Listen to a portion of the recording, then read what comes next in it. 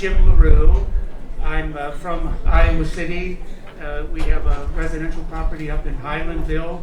I've had for 5 years, which has acquainted me with a part of the state which is really magnificent. I think it's the hidden jewel of Iowa.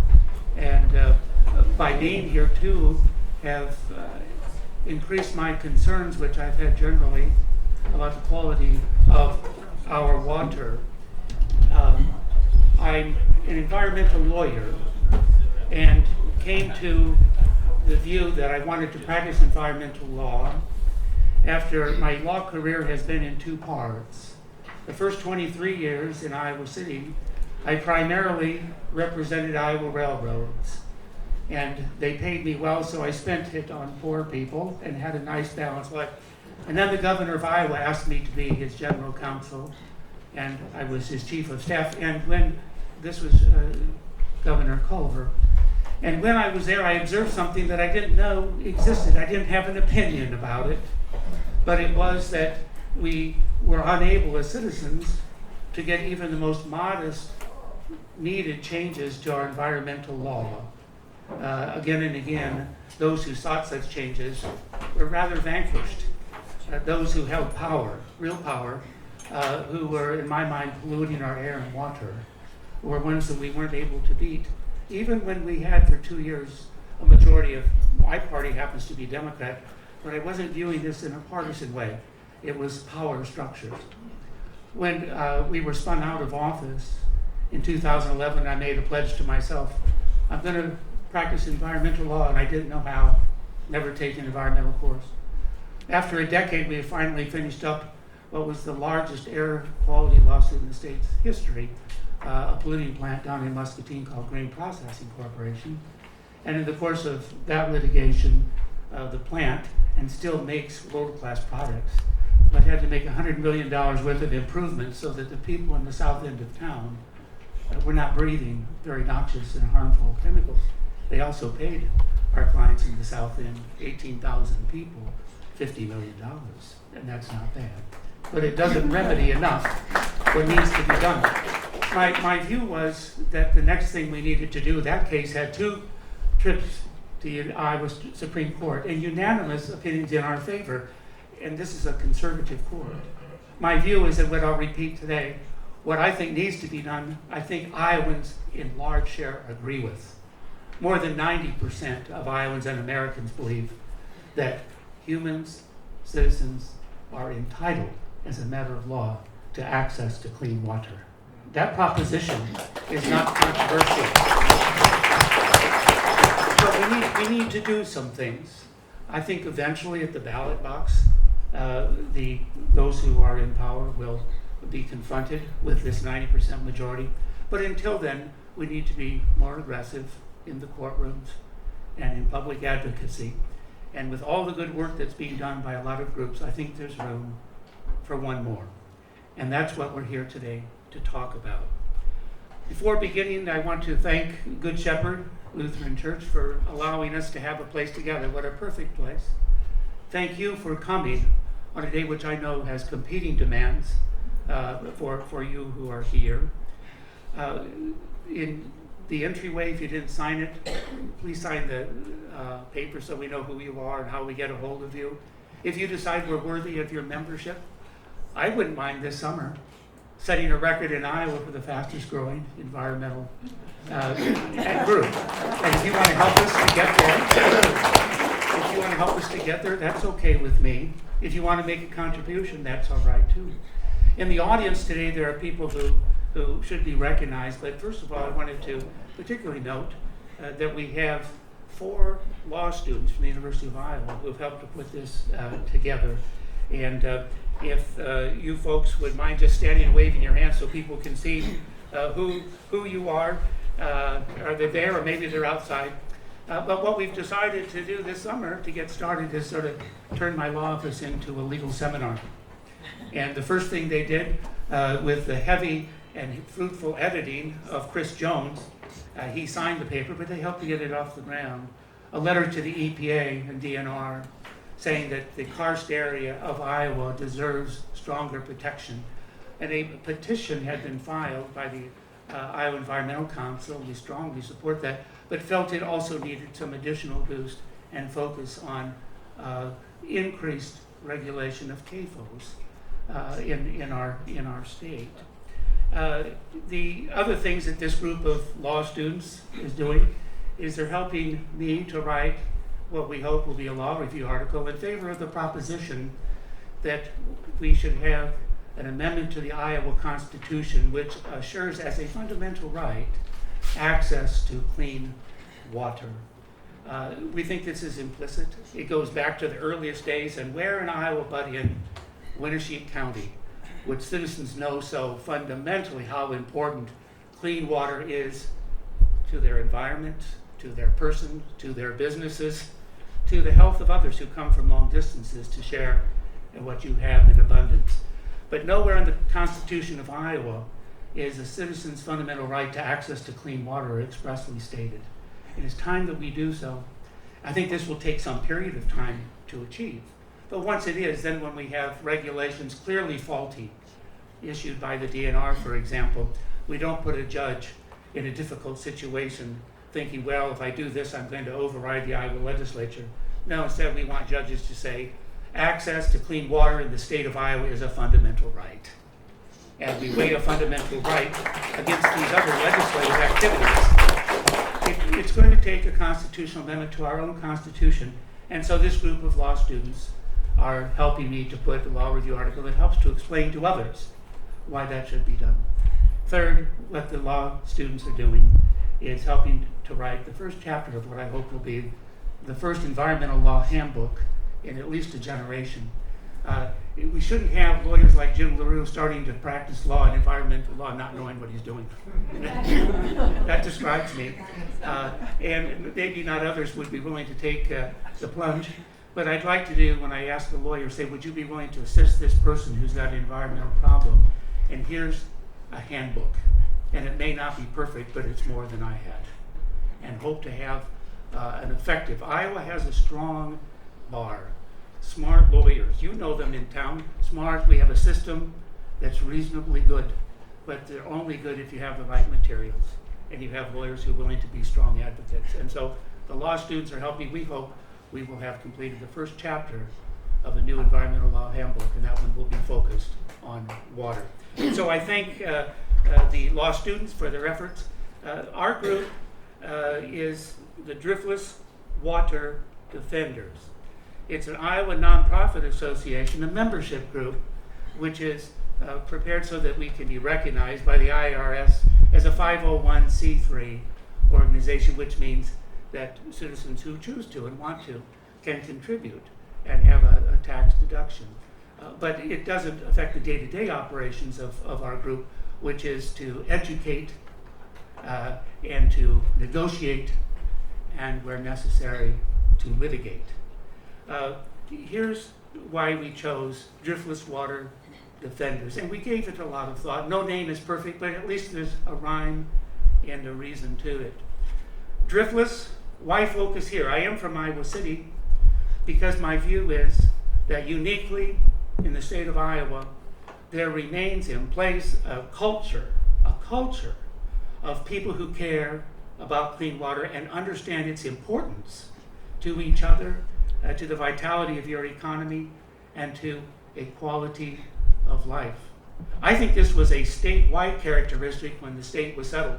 You look at the pioneer diaries when they were coming into Iowa, the 1840s, 50s, 60s, and how often is it said by people in their diaries, Iowa's water is remarkably pure.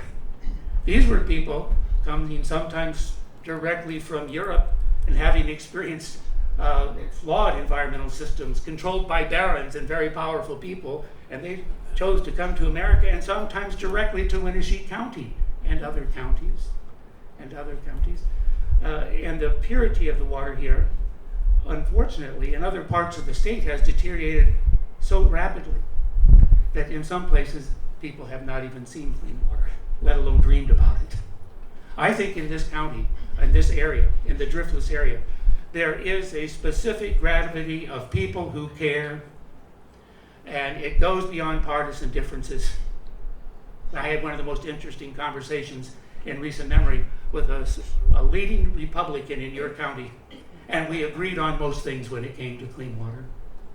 I think it's not a red issue or a blue issue. It's a red, white, and blue issue, and it's time for us to move this forward. But I think this is the area of Iowa where this can be done and where we can set legal precedents. When you make a big ask of a judge, they live in your community, they shop in your stores. I want a place that when a judge makes the right decision in favor of clean water, they go and the public says, that's right, you did the right thing. I want when people get elected to office, no matter what party they're from, they're applauded when they do the right thing for clean water. And I think that for setting precedents going forward, that the Driftless area of Iowa is the place to start. So Driftless, water, what can be more clearly stated, but sometimes we forget that that is what is in the Iowa Code that says that our rivers, our streams, our aquifers, and our lakes are, quote, public water and public wealth of the people. We knew this. Talk about original understandings. This was what our founders understood. I don't imagine that they dreamed that we could lose it quickly or that it could deteriorate in the way that it is. These are fundamental truths. Water is life. We know that. We know that. And it's crucial that every human have access to it as a basic civil right and must have access to it to survive. Physically accessible and affordable for personal uses, for business, and for recreation. Finally, defenders. Defenders are brave people who protect the rights of others from attack, assault, or injury. So the purpose of this group is to protect Iowa's fundamental right to clean water.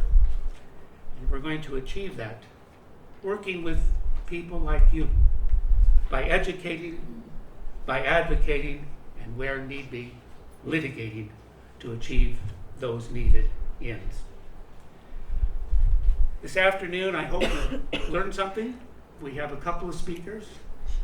Tammi Thompson, who over in Clayton County has been one of the litigators in a very difficult, astonishing case where we have the largest confined cattle feeding operation located at the headwaters of the most fragile water stream in Iowa, Bloody Run Creek. And there's an added component to it. We can imagine what the public interest is in clean water, access to the stream, and how threatened it is when you have 50 million gallons of refuse in a holding tank directly held above a few hundred feet away from the headwaters by 5 or 6 different openings in the earth, sinkholes close by. But it also affects individual farming families who are nearby when already they cannot get pure water to feed their animals. Tammi Thompson is going to speak about that issue today, our first speaker.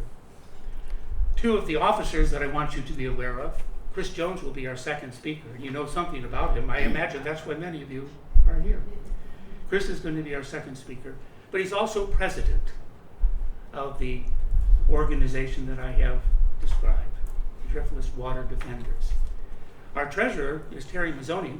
She's a resident that many of you probably know. She resides up north of Decorah in Highlandville, been here a long time, and she's agreed to be the treasurer of the group.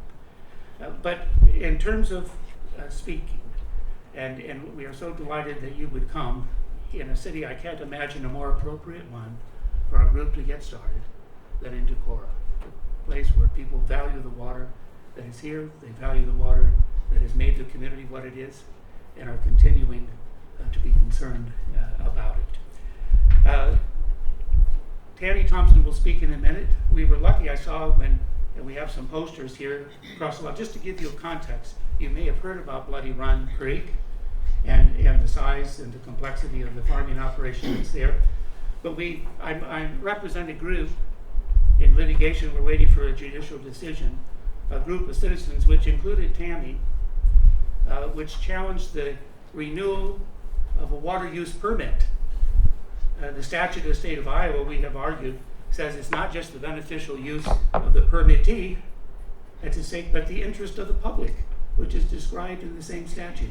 How could the DNR issue a water use permit to allow 11,000 head of cattle in 6 confined buildings proximate to the clearest water source in the state of Iowa? That's the question that we've posed to the court. Steve Veysey, who is here today, when I saw him walk in the room, I said, Steve, if you don't mind me calling on you in a few minutes, I'd like you because you produced. Steve has been at the heart of very important litigation in Iowa. He does this on his own in so-called retirement. And he created 3 exhibits for the trial that we had, and it will give a context for the remarks that Tammi will give immediately thereafter. So Steve, he's going to stand because we have a remote microphone that he can only go as far as the court, and that's right this table. He has a laser pointer, so he's going to point to the various exhibits that he created, just to give you a little background so that Tammi can tell you the story of she and her farm family. Go ahead, Steve.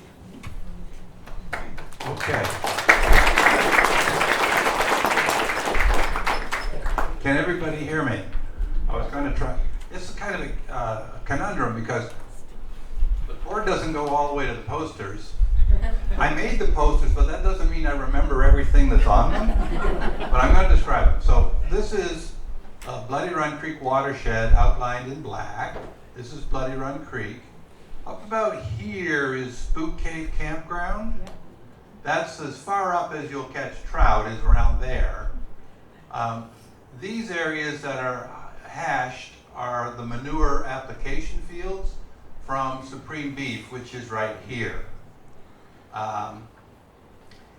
There's a field here that was very concerning. This field has the soils are about a 10 degree or 12 degree slope, and they were going to be spreading manure on that, and that drains directly down into an area of Bloody Run that actually has trout that I fished for in the past. So that's a little overview of this slide, and please, when you have a chance, come up and take a look at it. But you'll see there's lots of areas where they're spreading manure, and everything inside the black is in the Bloody Run Creek watershed. Other fields drain to other watersheds. So this is a drawing of the actual facility. You can see the 6, I'm sorry, I put the laser on somebody's head. You can see the 6 buildings. Each building is, I believe, 200 yards long.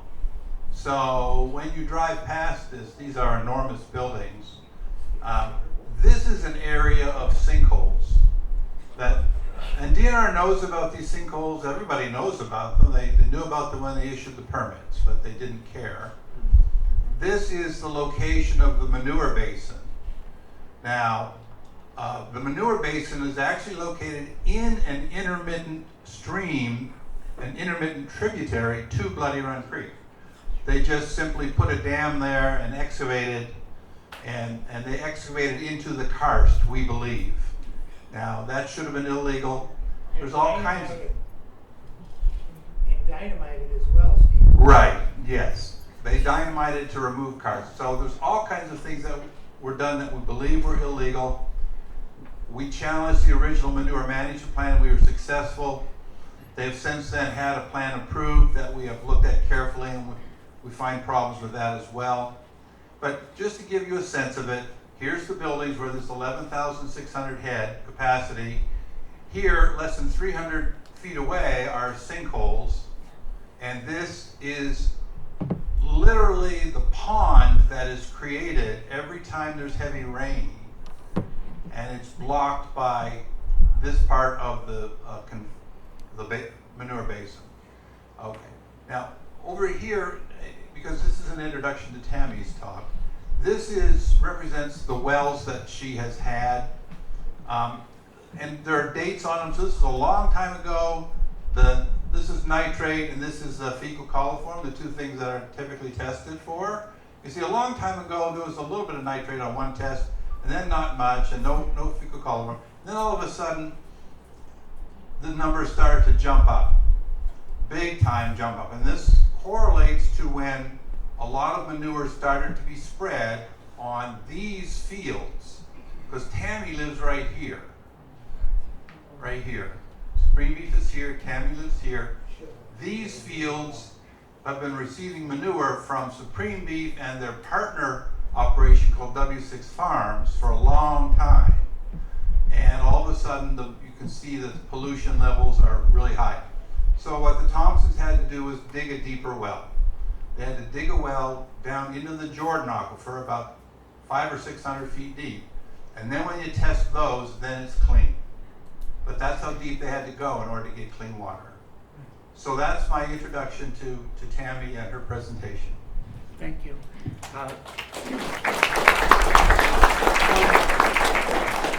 One fact that I'm sure Tammi will mention, but it's what is startling to me.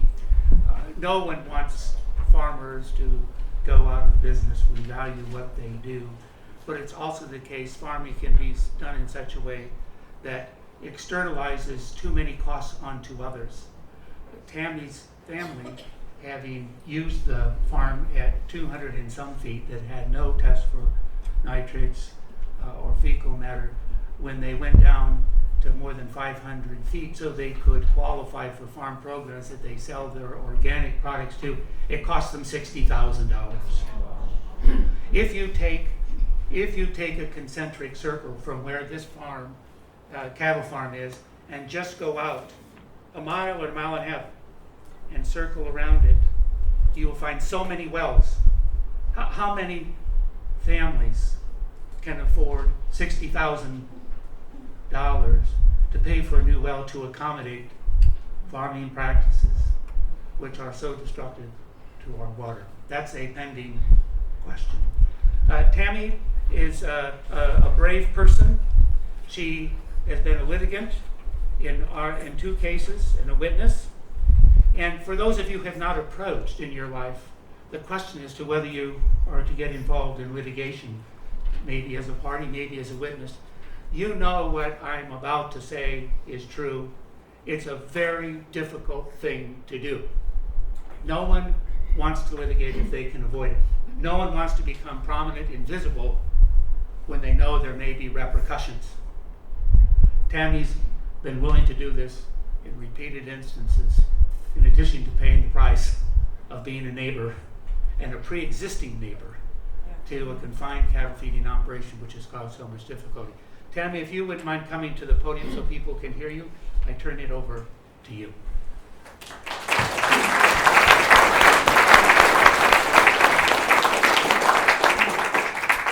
Good afternoon. Yes, so I'm Tammi Thompson. I live on Highway 18, right next door to the confinement facility that was built. I have been at that address for 20 years, and I did grow up in Monona. As a child, moved away when I was 15, lived in Tennessee for 13 years, and then came back. I met my husband and moved back here. I did not grow up on a farm, but my husband and his family are small farmer, own a small family dairy cattle farm, about a quarter of a mile away from where my husband and I live. That farm has been in their family, will be 150 years here, coming in about 3 years. So, and my oldest son has dreams of taking that over and maintaining it as a small farm. So back in 2017, that's when all of the excavation started to construct the cattle buildings that are now present.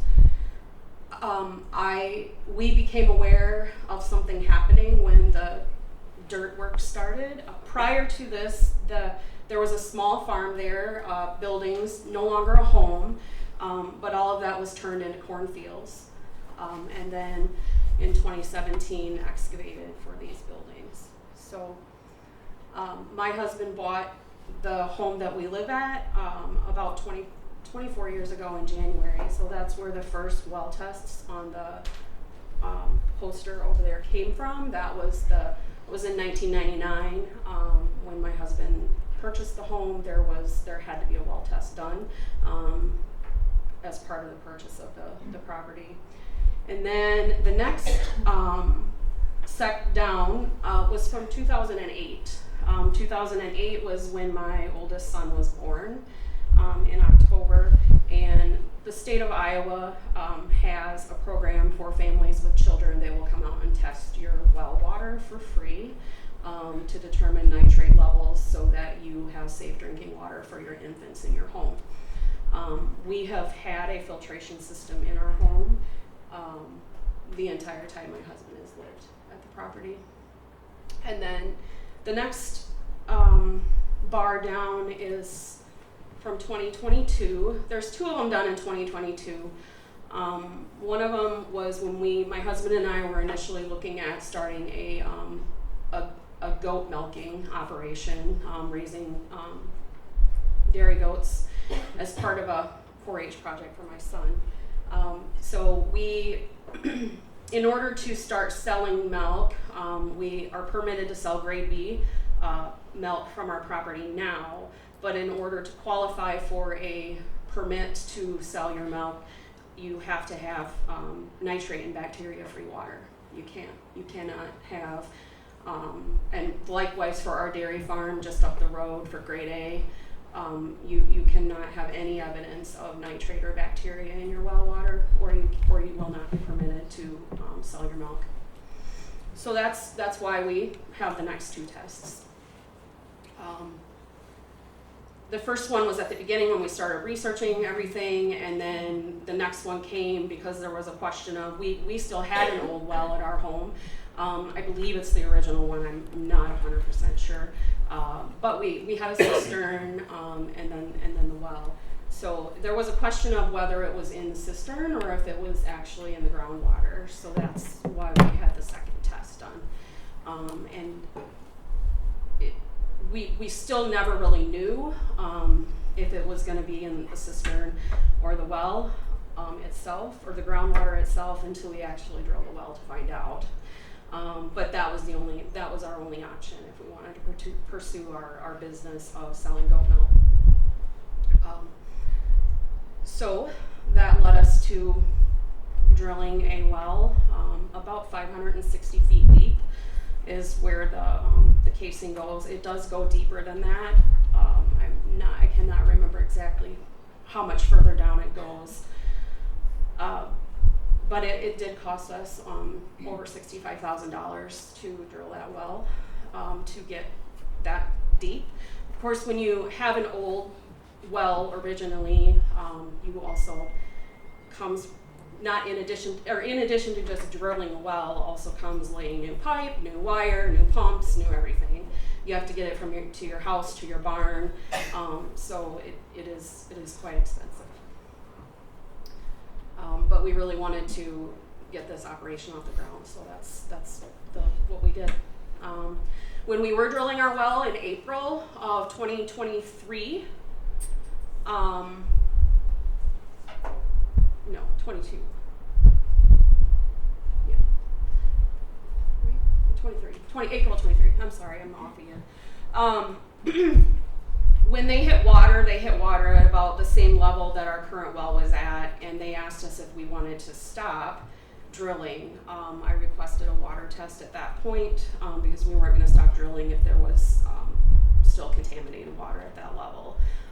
There was still contaminated water at that level, so we went the entire depth to 560 feet. So in the mix here we have all kinds of, it's a rural area obviously, but Supreme Beef also is owned by a family that has another operation. Steve referred to it as W6 Farms. There is actually another cattle building on that same land where those 6 buildings are. It just sits a little bit further to the south, closer to the highway. It's got just under 700 head in it, I believe. And then they have another one about a half a mile from where I live on some gravel roads in the back. So they have been spreading manure on those fields for a very long time.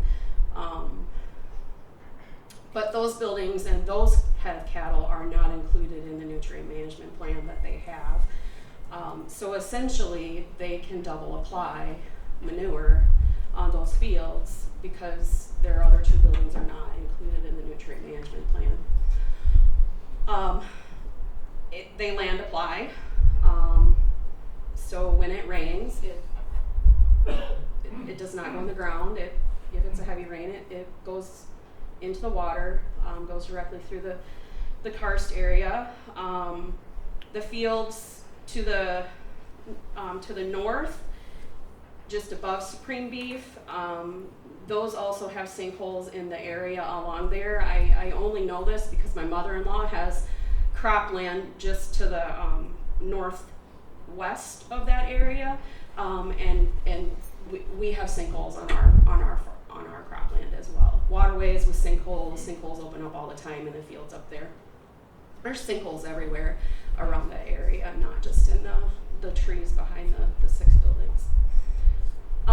So what we discovered in 2017 when we realized what was going on, I really didn't understand a lot about the Iowa Code, did not understand a lot about the master matrix, but essentially those buildings, even though they look like they're confined buildings, they are, but they are actually considered open feedlot areas because they have a small fraction of cement that is uncovered for the animals to eat out. They can stick their heads out and eat if they want.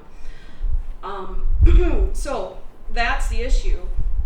We have an Iowa code that was written in the 80s that has not changed, was written mostly to hog confinement facilities, not beef cattle confinement or beef cattle open feedlots.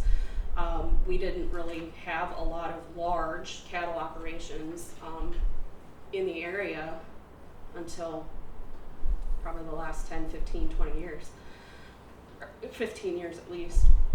So they're growing, they're becoming more prominent around the area. There are some additional hog confinement buildings that aren't owned by this same facility, but there is a lot of confinement in that small area. So it's not just the manure that's coming out of that lagoon that's being applied to those fields, but if all the other fields around there, there's manure being applied from hog confinement facilities as well. So there's a lot of manure going on the ground in that area. So the Iowa Code is dated, and it is not keeping up with the times. So that's kind of where we're at with that. It's quite a challenge to get laws rewritten, as we have found. It is quite a challenge to challenge the DNR. That's been an experience.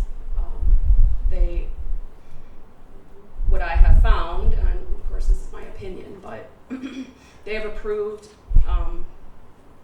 permits that have significant flaws in them that do not protect the interests of the citizens that live in the area.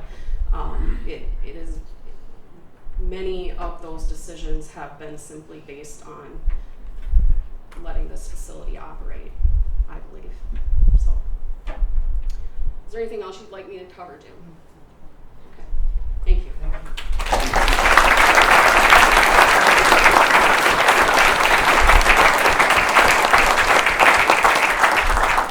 Thank you. One statement that Tammi said struck hard with me, and I'm reminded that just a few weeks ago, perhaps you saw it as well, the cancer registry of the state of Iowa, there's one in every state, it emanates from federal law, and they tally cancer rates by state, and they announced that Iowa was next to last. Only Kentucky has a worse cancer rate than Iowa, and however, Iowa is the only state where cancer rates are increasing.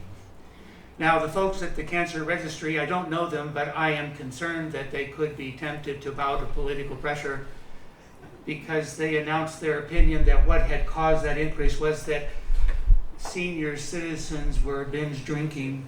Now, to the extent that that description applies to any of you,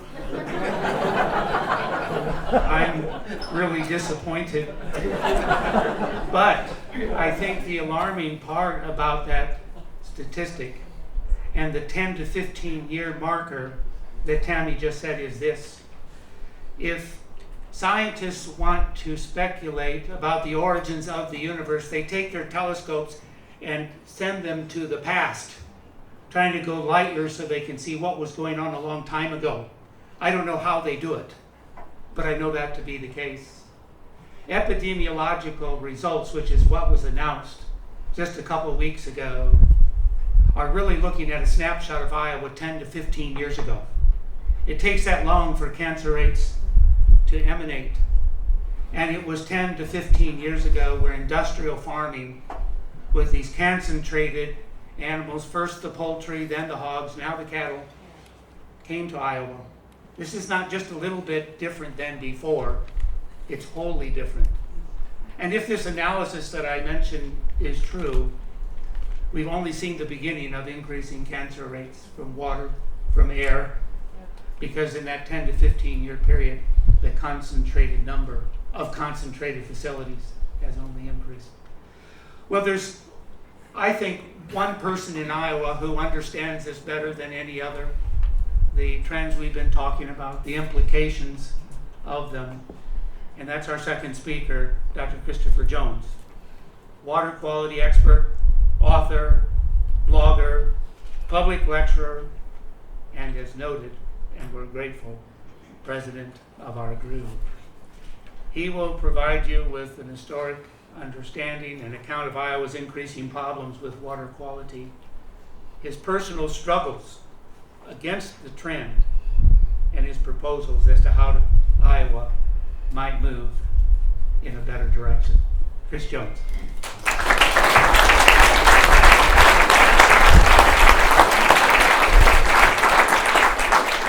All right, thanks, Jim. Well, you know, if you drive across northwest Iowa, you want to binge drink. Let's not forget that component to this cancer. You know, you drive by, you see a CAFO on every section, and as soon as you get out of the car, you pop one open. So thanks for coming today. Really encouraging the number of people here. And so about a year ago, I retired from the University of Iowa. I did a book event at Prairie Lights in Iowa City, and there was one guy in the audience that had a tie on, and that was Jim. I didn't know Jim at the time, but I figured, well, he's got to be an attorney. Because this was at 7 o'clock on a Friday night. And so at the time, I really could not have imagined what the next year of my life would be like. Some guys in the legislature decided they wanted to sell some books for me and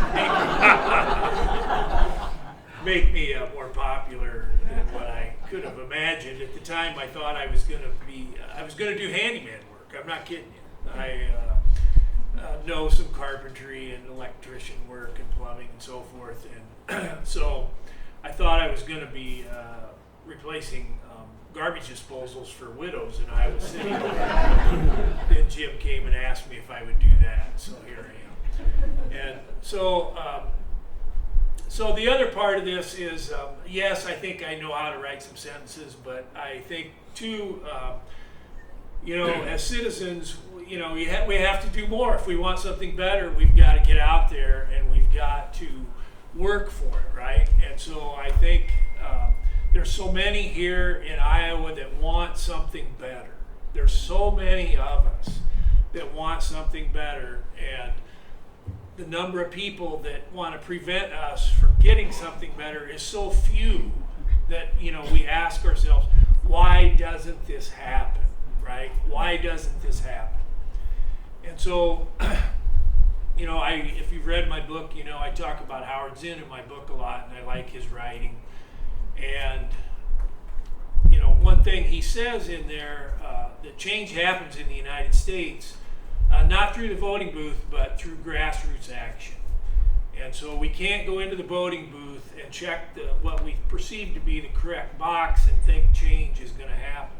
That's not the way it works. We've got to demand change. We have to agitate for change. And so when we want something better, we need to demand from our leaders that things get better. And it's got to be beyond just giving them our vote. And so I'm from Iowa. My folks grew up in Knoxville, Iowa, Marion County, southeast Iowa.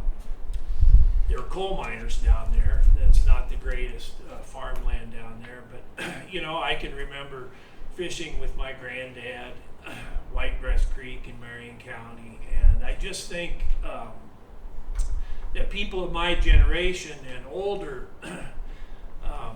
we've lived our entire lives here, and the water has been polluted our entire life. Okay? It's been bad for the entirety of my life. And I think we have a right to expect better, right? And so how do we get there is the question.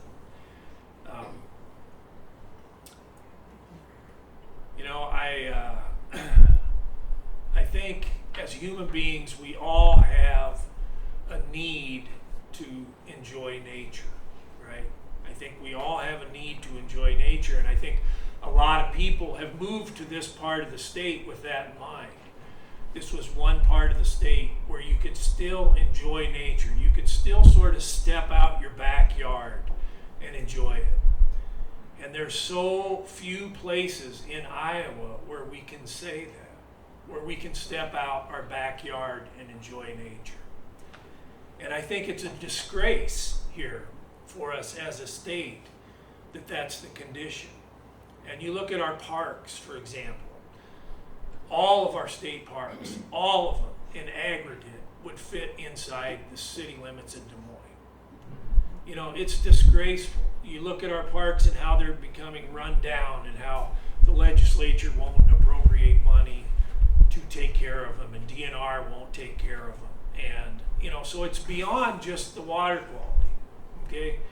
The water quality is just a symptom, all right? It's a symptom of the way that we manage our natural resources here. And so we want something better, right? We all want something better. We have to demand it. When we have to leave here today, we can't just satisfy ourselves with the idea that I want something better and so it'll happen. That's not the way it's going to work. And so I do a lot of programs. I've traveled thousands of miles around the state and Missouri over the last year talking to people, and quite often after I'm done speaking, people will express their feelings of sort of hopelessness and powerlessness about this, and how can they affect change. And to go back to Howard Zinn for a moment, when I did a book program in Fairfield, Iowa, and a woman told me afterward that I really like how you talk about Howard Zinn in your books. And she said, when I went to the University of Wisconsin, and when I was there, Howard Zinn came there to speak. And she said that Zinn said that everybody thinks the civil rights movement started when Rosa Parks got on the bus. Well, that's not when it started. It started when people were meeting in churches and in schools and in other people's homes and other places for years prior to that, so Rosa Parks could get on the bus. And so that's what we're doing here today, right? We're meeting here in a church. We're trying to create an environment where somebody can get on the bus and affect change at some point in the future. That's what we're doing. And so when I came in today, this gentleman was playing a Bob Dylan song, and it made me think about a chapter in my book that's titled When the Ship Comes In, right? And And so I ended that chapter in my book, and I think this is how we got to think about things. And I'll just read you the last two stanzas, if that's the correct term here. All the foes will rise with the sleep still in their eyes, and they'll jerk from their beds and think they're dreaming, but they'll pinch themselves and squeal, and they'll know that it's for real the hour that the ship comes in. And they'll raise their hands saying, we'll meet all your demands, but we'll shout from the bow, your days are numbered. And like Pharaoh's tribe, they'll be drowned in the tide, and like Goliath, they'll be conquered. And so I think that's how we need to think about things, right? Someday our ship's going to come in. We can't give up. We can't feel powerless and hopeless. We can't affect change because we outnumber, right? We outnumber the people that want the status quo by a huge amount. And so if we demand change and we do go about that effectively, we will get change. And so everywhere I go, I think people just want to talk to me and ask me questions. And so I think I'd like to give the audience the opportunity to do that today. So thank you.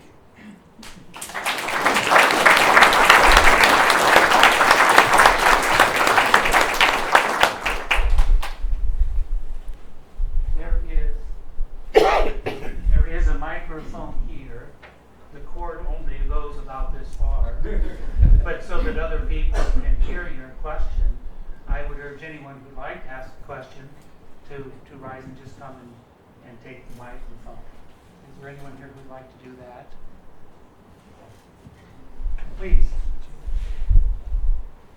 And let's have a ground rule for each other that our questions will be concise so that our speaker has an opportunity to answer. Thank you. Hi, I'm John Beard. I've been involved in politics, and I share the frustrations that we all have on this topic. Recently, a friend of mine and I were fishing up in Minnesota, up by Rushford, in a tiny little brook trout stream called Coolidge Creek. And we saw a car parked there. So we thought we'd just wait around and see what that fisherman might have caught or get a report. And he emerged from the bush without a fishing rod, but he'd been testing the water as a volunteer for Trout Unlimited to assist the Minnesota DNR in testing the water for nitrite. And his report was astonishing. He said, in this tiny little stream that had no significant agriculture in its watershed, here was a stream testing 30% along with all the other streams that he'd been testing for weeks. So my question to you is, what does this mean? Is that this level of nitrate is going to persist? So we've saturated the landscape with nitrogen, right? That's the goal of the corn soy system. Corn soy CAFO system is to saturate the landscape with nitrogen so there's never a shortage. And so we see that. So like this year, it's a wet year. Well, believe me, nobody's worried about getting poor yields because they know there's an abundance of nitrogen across the landscape. And so this has intruded into the shallow groundwater all over the Corn Belt. And so when you look at our streams, even when it's not raining, there's water in the stream, right? Well, that's what we call base flow. And so that base flow comes from the shallow groundwater. The stream and the groundwater commingle. And so much of the surface of the earth in this part of the country has been saturated with nitrogen that we get high nitrate, almost everywhere. Now, not everywhere, but almost everywhere. So there's some thought that this quote unquote legacy nitrogen will take a long time to bleed out of the system. And I really don't buy that argument too much. I think, especially up here, I think you would get a pretty immediate response if we change things. Up here, there's some parts of the state, especially western Iowa, where you've got really thick, lush soils. They're maybe hundreds of feet thick. There's been some real legacy nitrogen in there from cattle, especially over the last 150 years. There might be legacy nitrogen, but I think if we change things, I think things would respond more quickly than what we think. There are other questions?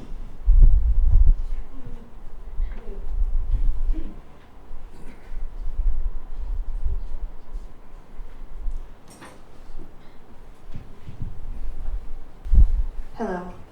I have experience with the water samples in that facility as well in a lot of the state. NIPD's, variety of environmental.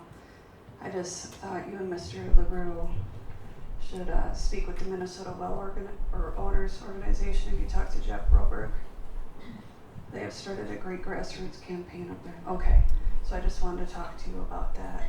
Make sure you guys knew about it because they've made a lot of headway. Thank you. Chris, have you? So I actually have worked with the Minnesota Center for Environmental Advocacy on the issues that they have ongoing up there, and so I think there's some good stuff happening in Minnesota for sure with the groundwater in southeast Minnesota, and of course they had a petition, filed a petition with EPA asking the state to protect the people with contaminated wells, asking the state to protect them. And so we have a similar petition in Iowa from the Iowa Environmental Council asking EPA demand that the state here protect Iowans as well. And so, you know, this is an important issue here, that people that have these contaminated wells get some redress, right, from government. And so, but I also want to impress upon you that just addressing these drinking water wells will not solve the big problem here. Okay, so we look in Minnesota, for example, I think the number up there is about 3,000 affected wells, and the total number of people is about 10,000 people.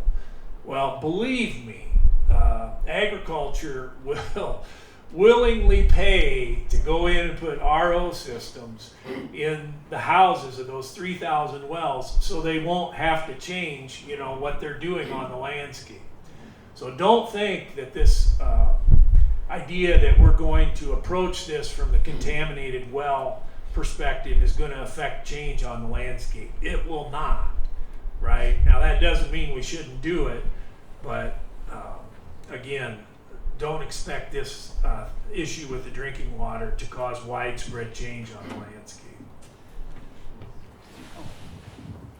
Yeah, when I got the opportunity, I'd like to say that, you know, I've been fly fishing in this area for like 36 years, since 1988, I think. And I used to come here, and there were lots of mayflies, lots of caddisflies. These are aquatic insects that live as nymphs in the water. There used to be so many on the water that you'd cast a fly out. When you brought it back, it had 30 shots of hatched caddisflies. The trout had stomachs that looked like they'd eaten a golf ball, you know, and they were fat and healthy. And of late, last few years, they're more slender. I haven't seen a caddisfly hatch of that in more than a decade. Mayflies are few. I've seen blue-winged olives so thick on the water it looked like fur on top of the water, and now there's only a few. But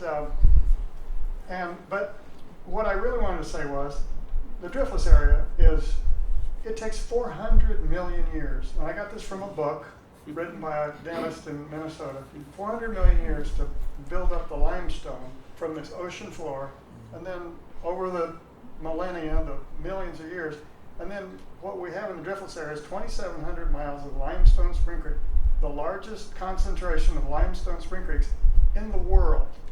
This is a world destination, a world site, and to just turn it into to trash it in a few decades for a quick profit for a corporation is the disparity is immense. There's just absolutely no reason. And the question I wanted to ask was, why do they have to have cattle and other animal concentration? Confinements. Yeah. Why do they have to be up on top of the hill? to Run downhill. Well, the one thing I forgot to mention is that my cousin put in a 7,000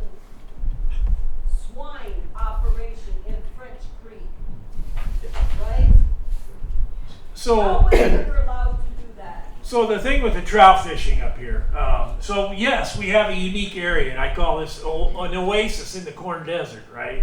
We're this little oasis, this little watering hole where, you know, things that are on the outside of us look so terrible, and it makes what we have here look fantastic, right? And so we want to protect that. On the trout fishing, you know, we hear a lot about the trout fishing, and we hear agriculture want to tout improved trout fishing due to farmers adopting practices. Well, the truth is we improved the trout fishing, one, through the purchase of easements, stream bank easements throughout the Driftless area. And of course, that's something that the farm establishment doesn't want the state to do anymore. And then DNR identified a couple of strains of trout that were well adapted to the conditions here, one being the French Creek brown trout and the other being the South Pine brook trout. And so we've seen an improvement in trout fishing because of that, right? And so I think it's fair to wonder if this elevated nutrient concentration does have an effect on invertebrates over the long haul. And so we know that the larval stages of many species are affected by high nitrate, for example. And so I think this idea that we see less of the pollution intolerant insects is true. I mean, I'm over on the Mississippi River, and you know, we had a great resurgence in the Hexagenia mayfly, right? And the 80s, 90s, 2000s. Now you never see the Hexagenia mayflies anymore. And so I think there are issues with water quality and the insects that we observe in our streams. When I moved here 35 years ago, Chris, from California, people in California would ask me, why in the world would you move to Iowa from California? And my answer was because I was so tired, having been born there, of watching everything I love being destroyed. But moving to Iowa, which was the most destroyed state in the Union, it could only get better, right? So this is a good example of the fact it is. But I want to ask another question about contaminants. In the 35 years I've lived here, I've heard an awful lot about nitrates and E. coli. I've heard almost nothing about atrazine or any of the other farm chemicals that are polluting the water seriously. Roundup and atrazine and some other chemicals have now quite a bit of research in terms of damage to aquatic ecosystems, birth defects in frogs, atrazine in women's placental tissue, for instance. What can you tell us about the amount of testing that is actually going on, not only in wells, personal and urban, but stream testing and so forth, about these other chemicals? And wouldn't that research add some real teeth to what needs to be done? So the pesticide monitoring, in my estimation, it has declined quite a bit. And so after 2008, especially, the amount of monitoring that DNR has done for pesticides on streams has declined. There's not a lot of sites in Iowa. There's a few that still get some extensive pesticide monitoring, but not a lot. The conventional wisdom here is that and I just want to warn you, I'm not signing on to the conventional wisdom, but the conventional wisdom here is that the pesticides have declined with the introduction of GMO crops. And so after about 1996, we see almost all GMO corn and soybean in Iowa, and so the GMO corn, of course, the corn borers won't eat it, or they die when they eat it. And so that's caused reduction in the insecticides, and then with the Roundup Ready crops, we're not using all the real terrible herbicides that we used to. Now they've been replaced by Roundup. Well, okay, maybe. Now we see that with the Roundup resistant weeds, we see this emergence of dicamba and dicamba ready crops, and dicamba volatilizes very easily. It gets into the atmosphere on hot days. It will travel. You know, it's almost a certainty that every person in Iowa is breathing in dicamba now. Virtually a certainty. The thing that's sort of emerged here that's kind of gone under the radar for a lot of people is the fungicides. And so if you look at how corn is planted now and soybeans, when I was growing up, you know, you'd look out at a cornfield, you could see some space between the corn stalks, right? Well, now the corn's like 6 inches apart, right? And the soybeans the same thing. And so corn, the seed density has gone from 10,000 up to maybe 30,000 or 40,000 per acre. Soybean, I think, is maybe up to 60,000 per acre. And so now on these fields, you know, you got this real humid environment under the crop canopy. It's really favorable for fungi to grow, and so we've got all these fungicides being sprayed on our crops by airplanes. These things are definitely causing fish kills. They're probably causing a lot of fish kills that go undetected. They're probably being sprayed on people that are detasseling corn, you know, all these sorts of things. And so, and then the other big thing is the neonicotinoids. And so I've got it on good authority that these neonicotinoids are being detected virtually everywhere this spring with this wet weather. These things are not sticking to the seeds. They plant, it's a seed coating, if you don't know. The rain comes down, it dissolves the material from the seed, it takes it down through the soil profile and into the tiles and out to the stream network. And so I think the pesticides that we use, the nature of them has changed. We still use a lot.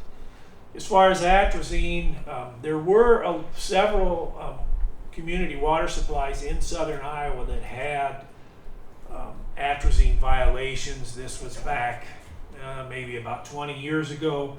Syngenta is the one that I think holds the patent for atrazine. They went in and paid for some mitigation on these water systems in southern Iowa. Sheridan was one, maybe Osceola, a few others, that had these constructed lakes as their municipal water supply and that were contaminated with atrazine.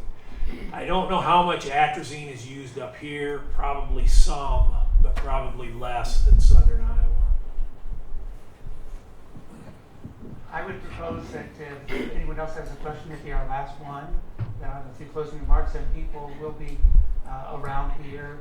Copies of Chris's book are in the back. A donor bought them, so we want Chris as an author to get compensated and his publisher. But any books you buy will go, the proceeds will go directly to the organization. So if there's one more question, we'll do it. If you don't mind approaching the microphone.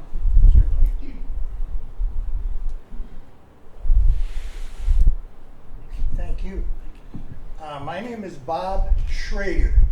I am from Postville, and my question is for Steve.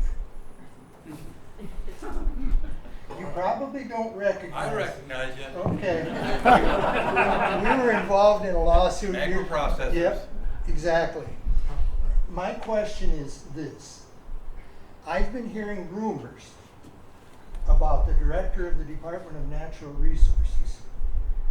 Was she a lobbyist for the cattle company before she was the director of the Department of Natural Resources? I do not know. I believe she was a lobbyist, but I couldn't say for whom. Yeah. She was an ag lobbyist for the governor. Okay, that answers my question. Do you have any closing remarks, and then I'll begin? No, I mean, I appreciate everybody reading what I write and coming to hear me speak here and elsewhere. And so, look, I want to do my part here, right? I want to do my part. And so I can't just sit back and complain about things. You know, I've got to participate and be active. And so that's what I'm doing today. And I just invite everybody else to do the same. Thank you.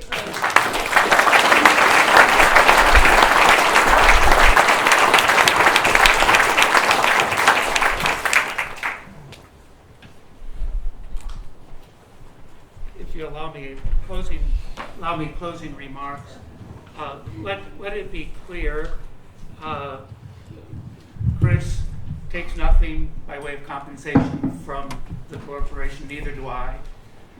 We have expenses because we want to put on more meetings. I can't imagine a better start than today, but we've got a long ways to go. The closing that I wanted to share with you is something I've been thinking about, but made more poignant today by a number of things that have happened and have been said. The question is, what can we do? And particularly when we think about advancing a fundamental right, what does that mean? Mark Twain is said to have been quoted somewhere that history never repeats itself, but it tends to rhyme. And what is the rhyme here? We may have analogs in each of our different cases, but here is mine. Thinking about other people in other time, advancing fundamental rights that they thought were a part of us, but having to reaffirm it. A state where I have spent more time in the last 7 or 8 years than any other except in Iowa is Alabama. There I was asked to do death row litigation with a group called Equal Justice Initiative. Brian Stevenson is the head, remarkable person, in a case where fundamental issues and questions are asked about the criminal justice system in that state. Without going into the details there, I will tell you that when I go down, I try to carve out a day on either side of the trip when I visit my client on death row at Atmore Prison. And I go to the Dexter Avenue Baptist Church when I'm in Montgomery, and I sit in the back pew of the church where Martin Luther King Jr. first started out as a preacher. With my back to the north, I visualize on my left-hand side the state capitol of Alabama, where the Confederacy started. That's where their first president took office. And that's also where the march from Selma to Montgomery ended, with Martin Luther King at its head. To my right is the very bus stop where Rosa Parks got on the bus. And I imagine the courage it must have taken these people and what was going on.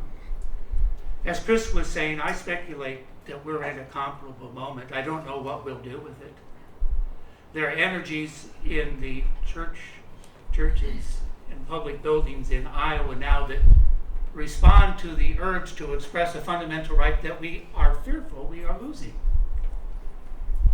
In the 1950s, black soldiers came back from World War II in Korea, where for a short period of time they were measured, although I'm sure imperfectly, by standards of meritocracy and character and worth proven on the battlefield, only to come back to Jim Crow South, where they were degraded and humiliated and wondering, what do we do? There were energies there in the people when Rosa Parks got on the bus. The most unexpected leader of that whole movement was Martin Luther King himself. Those who've read the histories know that his father, a prominent preacher, senior, over in Atlanta, had a plan for his son. 5 months earlier, he'd gotten a PhD at Boston University, a dissertation on the philosopher Paul Tillich. And he'd come with the plan he would put a couple of years in at the local church, and then he would find a comfortable place at a college campus and be the minister of a university. That was the plan for Martin Luther King Jr. But then on December 1 of 55, Rosa Parks got on the bus.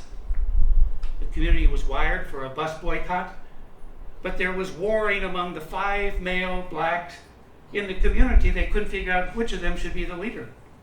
And finally, as a compromise, they said, well, there's a young preacher at the Dexter Avenue Baptist Church who gives a pretty good talk.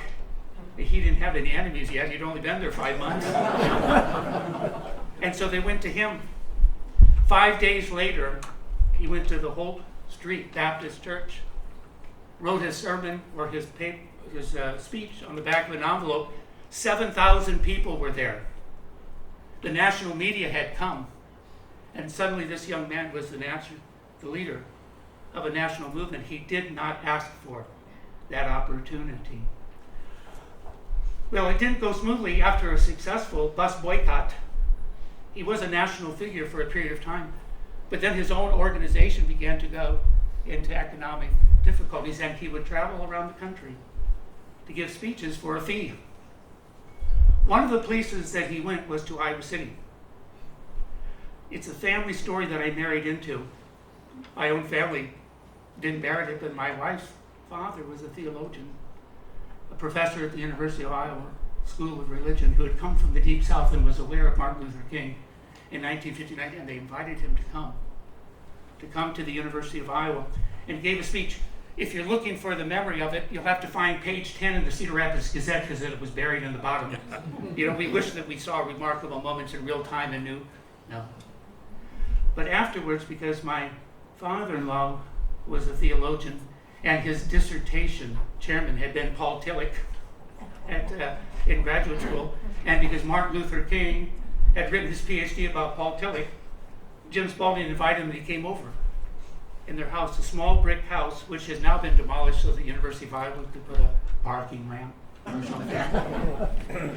And the family remembers, after the event, taking Martin Luther King in their station wagon filled with kids and taking him to the bus depot, where he left alone to the next stop. As a gift, this is a reprint of the same, as a gift, a house gift to my parents-in-law, he gave a book of his sermons, 2 sermons. Now, to me, it's a remarkable thing. It almost shivers when I read it. It has a signature in it, one that the family keeps. And it had 2 of his sermons, one of which was the very same sermon that he gave by heart when he spoke at Memphis the night before his death, and everyone remembers, I have seen the mountaintop. No one remembers the part before that, where he talks about the Good Samaritan.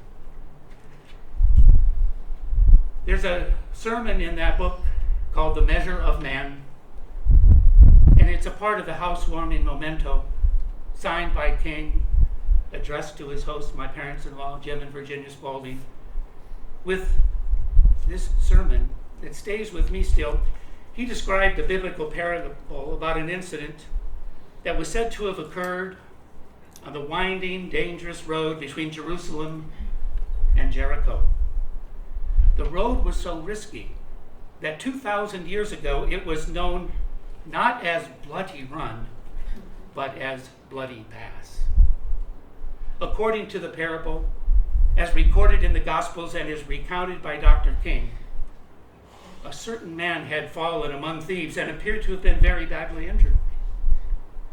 Persons of high social status, concerns about their own welfare, and concerned that they might have something to lose, passed by the injured man, and as Dr. King reminded his listeners, perhaps for good reason.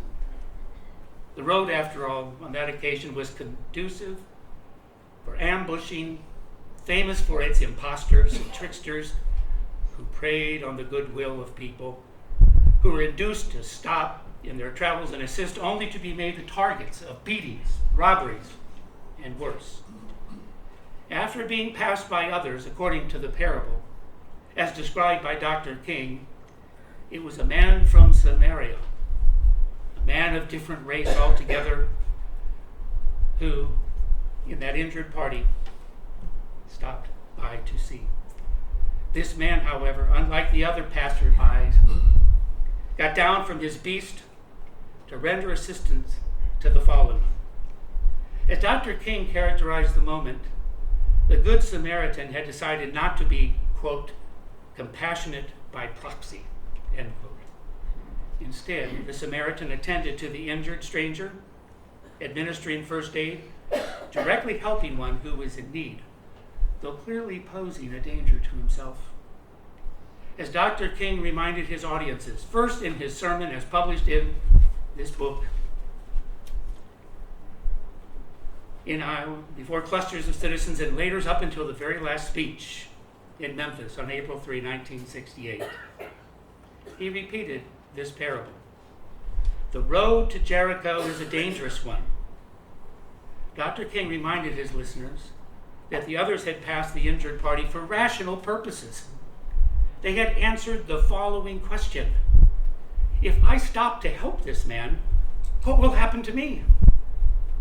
But as framed by Dr. King, the Good Samaritan was prompted to assist the injured stranger because he had posed a different question. If I do not stop to help this man, what will happen to him? We, in effect, in the Driftless area, an intense part of the state of Iowa, for environmental issues, are on our own environmental road to Jericho. As we consider the deepening crises involving both the quantity and the quality of our water, our very drinking water, knowing that the health of all of us, and particularly the young and the fragile, are at risk, when determining whether we want to become involved to bend this arc of history into a new and better direction, we must ask ourselves similar questions in our day-to-day encounters with others who may be, at times, strangers to us. If I do not stop to help this person, if I do not speak out against polluting practices, if I do not protect the fundamental right of present and future citizens to access clean water, what will happen to her, or to him, or to us? Dr. King once invited us to join an era characterized by what he called a dangerous unselfishness. Yes, we are on the environmental road to Jericho. There are the injured and the diseased and the wayside, on the wayside. A state does not lead the nation in cancer rates without witnessing the suffering of that disease and its victims. You are here today because you care about the diminished quality and quantity of Iowa's water. Let's find ways as individuals and together as bands of moral pioneers to make Iowa a better place to live. Thank you for coming.